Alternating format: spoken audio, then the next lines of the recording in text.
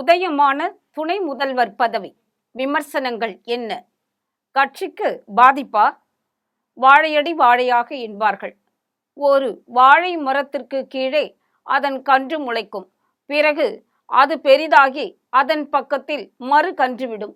அதுபோல்தான் திருக்குவளையில் இருந்து வந்த முத்துவேல் கருணாநிதி அவர்கள் தமிழக அரசியலில் காலடி எடுத்து வைத்து தமிழக முதல்வராக உயர்ந்தார்.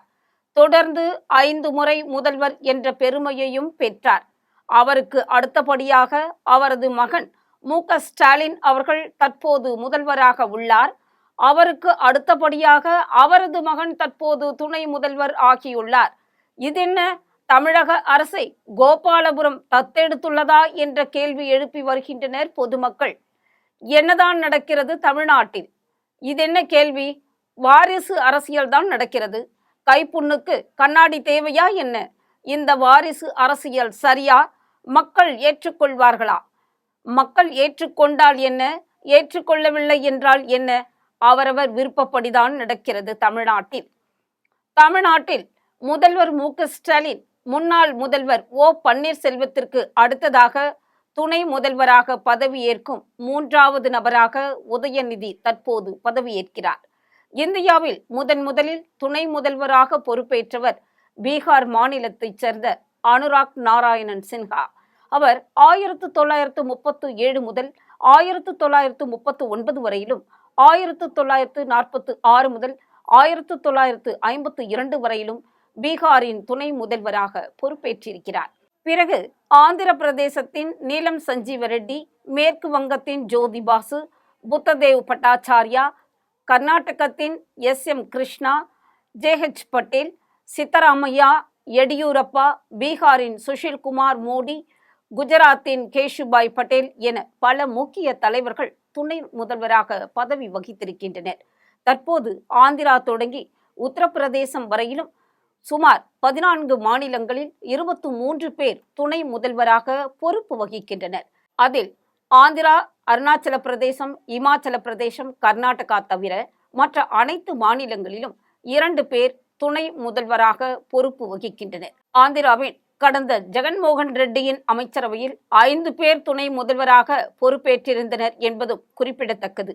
தற்போது நம் அண்டை மாநிலங்களான கர்நாடகாவில் டி.கே. சிவகுமார், ஆந்திராவில் பவன் கல்யாண், தெலுங்கானாவில் மல்லுப்பட்டி விக்ரமார்கா துணை முதல்வராக பொறுப்பு வகித்து வருகின்றனர். தற்போது உதயநிதி ஸ்டாலின் பதவியேற்புக்கு மட்டும் ஏன் இந்த ஆர்ப்பாட்டம்? திமுக 2009ஆம் ஆண்டு திமுக ஆட்சியில் சீனியர் அமைச்சர் பேராசிரியர் க. அன்பழகன் இருந்தபோதே ஸ்டாலினை துணை முதல்வராக்கினார் கலைஞர். இப்போது பல சீனியர் அமைச்சர்களுக்கு மத்தியில் உதயநிதியை துணை முதல்வராக்கி இருக்கிறார் மு.க. ஸ்டாலின் அவர்கள். துணை முதல்வர் பொறுப்பேற்கும் அவருக்கு திமுக ஆதரவாளர்கள் வாழ்த்து தெரிவித்து வருகின்றனர். மறுபக்கம் கலைஞர், ஸ்டாலின், உதயநிதி ஸ்டாலின் என வாரிசு அரசியல் தொடர்வதாக எதிர்க்கட்சிகள் கடுமையாக விமர்சனம் வைத்து வருகின்றனர். பிரதமர் நரேந்திர மோடி கூட பாராளுமன்ற தேர்தல் பிரச்சாரத்தின் போது தமிழகத்தில் வாரிசு அரசியல் நடப்பதாக குற்றம் சாட்டினார். தற்போது தமிழிசை சவுந்தரராஜன் கூறுகையில், இங்கு முடியாட்சிதான் நடக்கிறது, குடியாட்சி நடக்கவில்லை என்று விமர்சித்திருக்கிறார். அப்பா முதலமைச்சர், மகன் துணை முதலமைச்சர், நல்ல ஜனநாயகம் நடக்கிறது, பழுக்கும் என்று கூறி தடியால் அடித்து பழுக்க வைத்துள்ளனர். மூத்த அமைச்சர் பொன்முடி ஏன் நீக்கப்பட்டிருக்கிறார்? ஏன் ஒரு தலித் சமூக தலைவருக்கு அப்பதவி கொடுக்க வேண்டியதுதானே? இது தமிழக அரசியலில் ஒரு தவறான முன்னுதாரணம் ஆகிவிடும் என்று கூறியிருக்கிறார் தமிழிசை சவுந்தரராஜன். உதயநிதியை பதவியேற்க வேண்டும் என்று கூட்டணி கட்சி தலைவர்களை திமுக வலியுறுத்தியுள்ளது. தந்தை முதலமைச்சர், மகன் துணை முதலமைச்சர் என்றால் இங்கு எங்கே ஜனநாயகம் இருக்கிறது? இது ஜனநாயக வழிமுறை என்று சொல்ல முடியாது. முடியாட்சியை நோக்கி திமுக எடுத்து சென்று கொண்டிருக்கிறது. திமுக வளர்ச்சிக்காக பாடுபட்டவர்கள் எத்தனையோ பேர் உள்ளனர். உதயநிதியை விட மூத்த அமைச்சர்கள் பல பேர் கட்சியில் இருக்கிறார்கள். அவர்களுக்கு துணை முதலமைச்சர் பதவி கொடுத்து இருக்கலாம். கலைஞரின் பேரன் என்பதற்காக, மு.க. ஸ்டாலினின் மகன் என்பதற்காக உதயநிதி ஸ்டாலினுக்கு துணை முதலமைச்சர் பதவி கொடுத்து இருக்கிறார்கள் என்ற விமர்சனங்கள் வைக்கப்பட்டுத்தான் வருகிறது. பெண்களுக்கு அமைச்சரவையில் புதிதாக வாய்ப்பு வழங்கப்படவில்லை. சமூக நீதி, சம வாய்ப்பு என்று அடிக்கடி கூறுகிறார்கள்.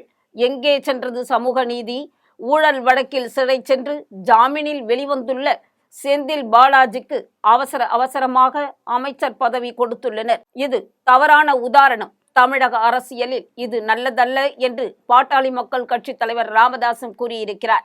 தமிழக அமைச்சரவை மாற்றியமைக்கப்பட்டிருக்கிறது. முதலமைச்சர் மு க ஸ்டாலினின் மகன் உதயநிதி ஸ்டாலின் துணை முதலமைச்சராக அறிவிக்கப்பட்டிருக்கிறார்.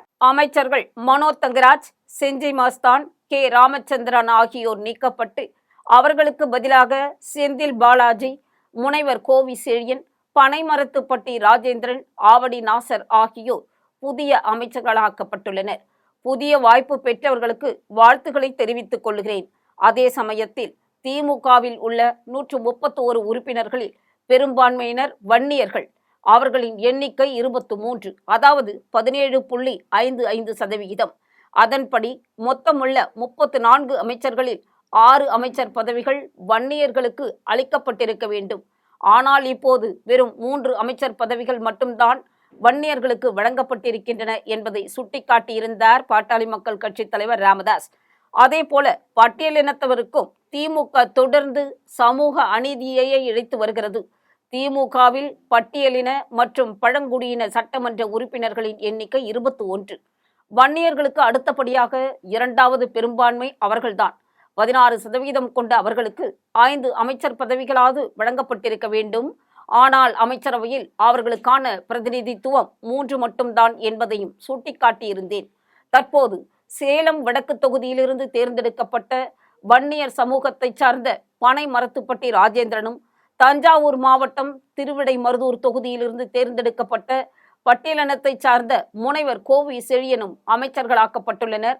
இதனால் வன்னியர் பட்டியலினத்தவர் பிரதிநிதித்துவம் அதிகரித்திருந்த போதிலும் இதுவும் கூட போதுமானது அல்ல என்று கருத்து தெரிவித்திருக்கிறார்.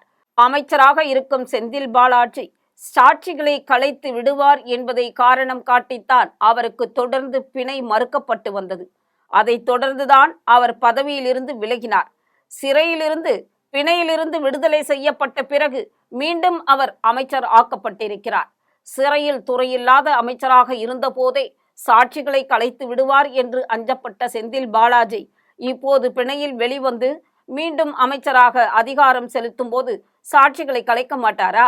சிறையில் இருந்து பிணையில் விடுதலையான செந்தில் பாலாஜியை உன் தியாகம் பெரிது, உறுதி அதனினும் பெரிது என்று முதலமைச்சர் மு க ஸ்டாலின் பாராட்டியுள்ள நிலையில் அவருக்கு கீழ் உள்ள காவல்துறை செந்தில் பாலாஜிக்கு எதிராக எவ்வாறு வலுவான விசாரணையை நடத்தும்? செந்தில் பாலாஜி விடுதலையாக வாழ்த்து தெரிவிக்கும் ஒருவரின் கீழ் செயல்படும் சட்டத்துறை எவ்வாறு செந்தில் பாலாஜிக்கு எதிரான வழக்கை நேர்மையாகவும் திறமையாகவும் நடக்கும்?